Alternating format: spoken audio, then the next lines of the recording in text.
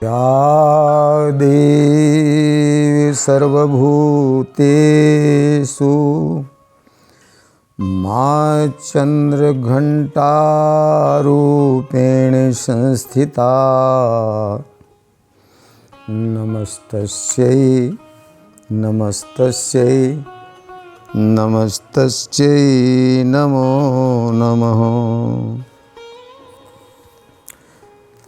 देवियों सज्जनों, आज तीसरा दिन माँ चंद्रघंटा की उपासना का दिन और माना जाता है कि पार्वती जी के विवाह के पश्चात जब वो विवाहित हो गईं तब उस समय पर मस्तक पर घंटी के आकार का अर्धचंद्र होता है, जो उसे उन्होंने मस्तक पर धारण किया। स्वरूप अत्यंत शांतिदायक, कल्याणकारक और शरीर सोने जैसा समान चमकीला। उनके हाथों में अलग अलग अस्त्र शस्त्र, 10 हाथों में, जो वीरता निर्भयता को दर्शाता है। माता का वाहन सिंह है।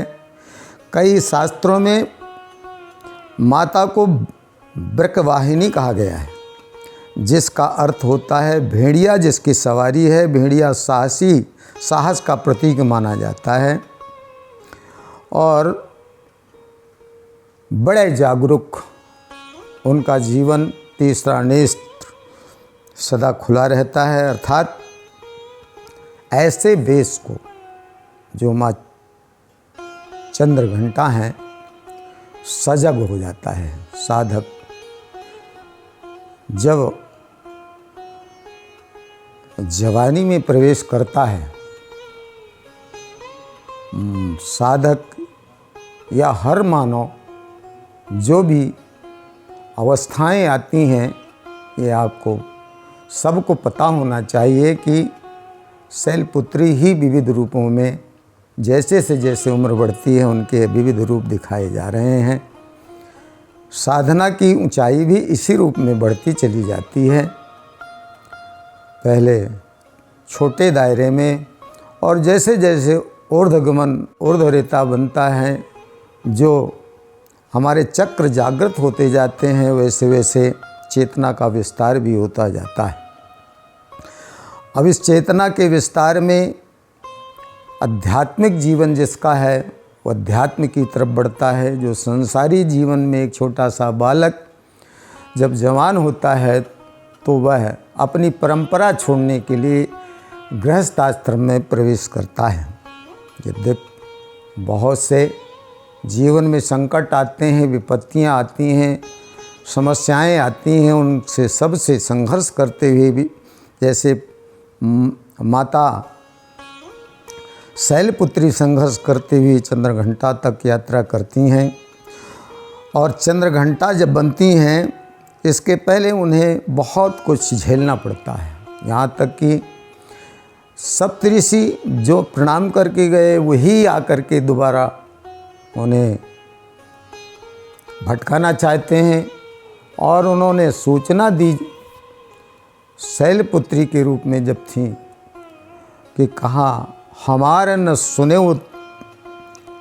तब नारद के उपदेश, अब भा झूठ तुम्हारपन जारे वो काम महेश।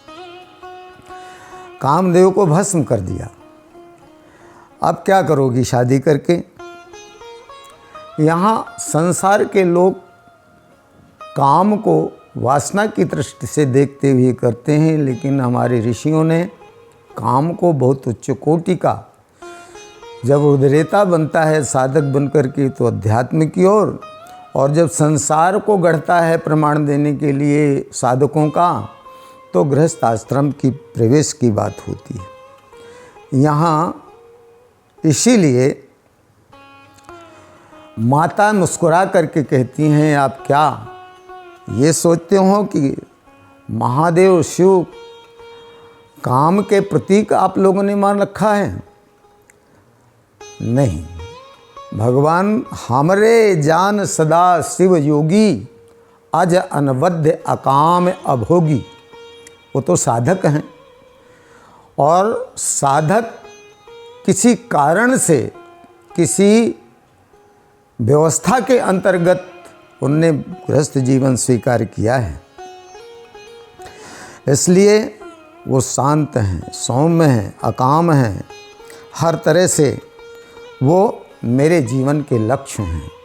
इसलिए शादी में केवल उनके विस्तार के लिए ही मैं वर्ण किया है।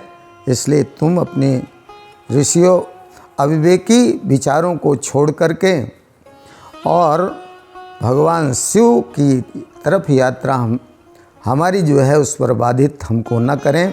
ऐसा कहते हुए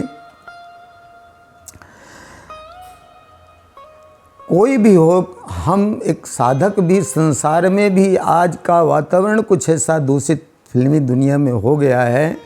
नहीं कोई समय था जब लोग गुरु से पूछ करके हमारी जो परंपरा थी संस्कारों की वो जिंदा थी, इसलिए महामानवों को गढ़ा जाता था।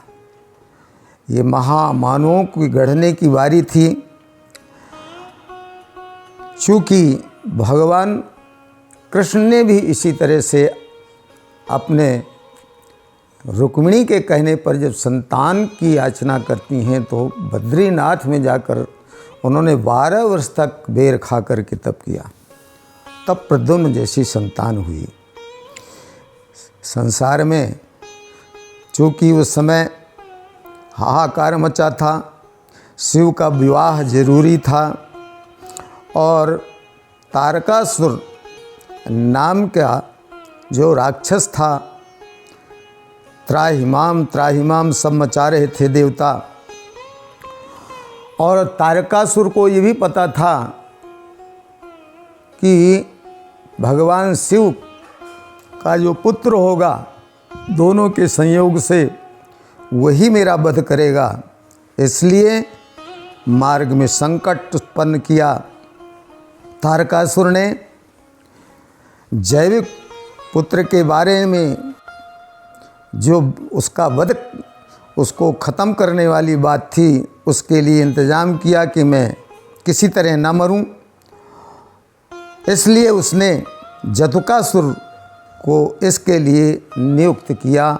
यह जतुकासुर, जिसे हम चमगादड़ के रूप में भी राक्षस का वर्णन पढ़ते हैं, चमगादड़ की तरह से अंधकार में रहने वाले लोग विविध तरह से वातावरण को खराब करते हैं।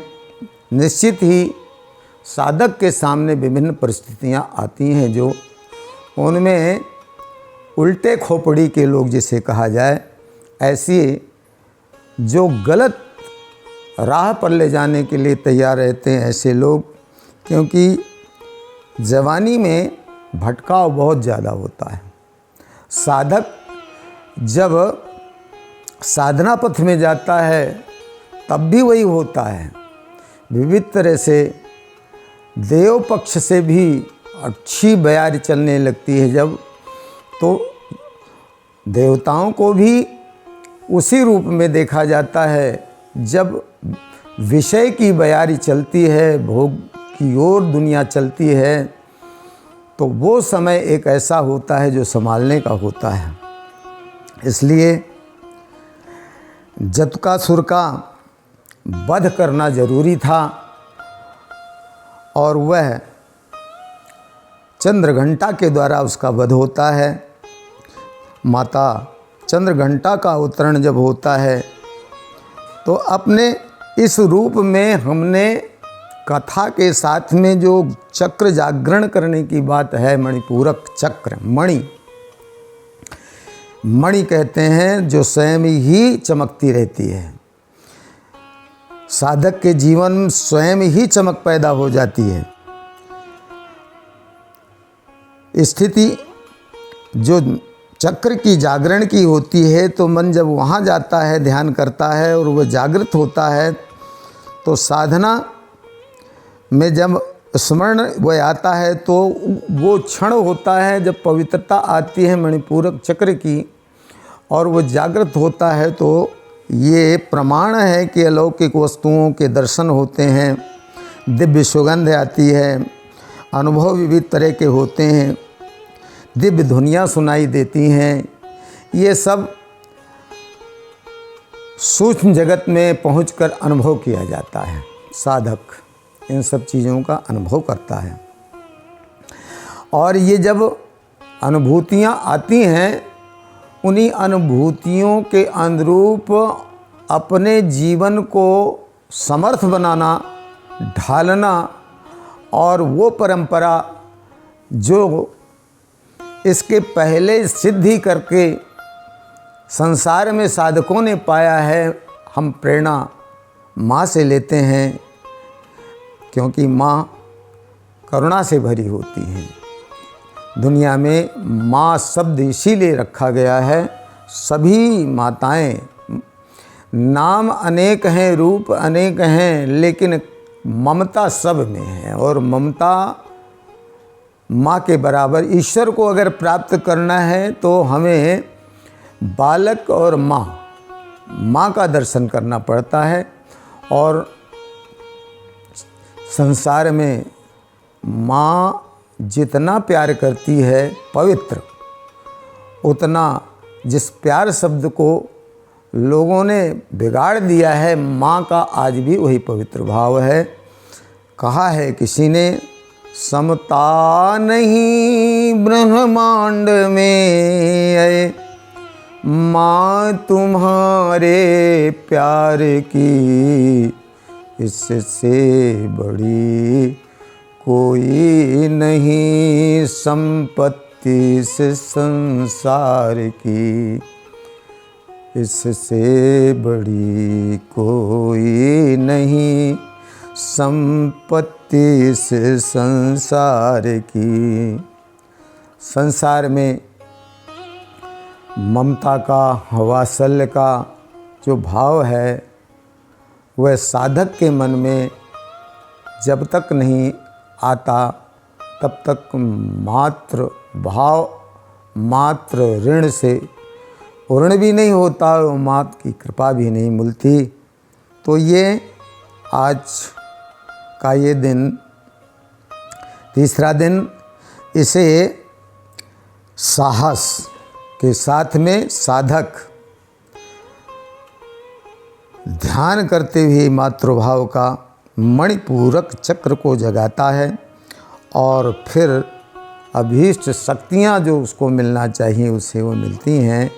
यही भाव आज के इसमें पूरक रूप में है।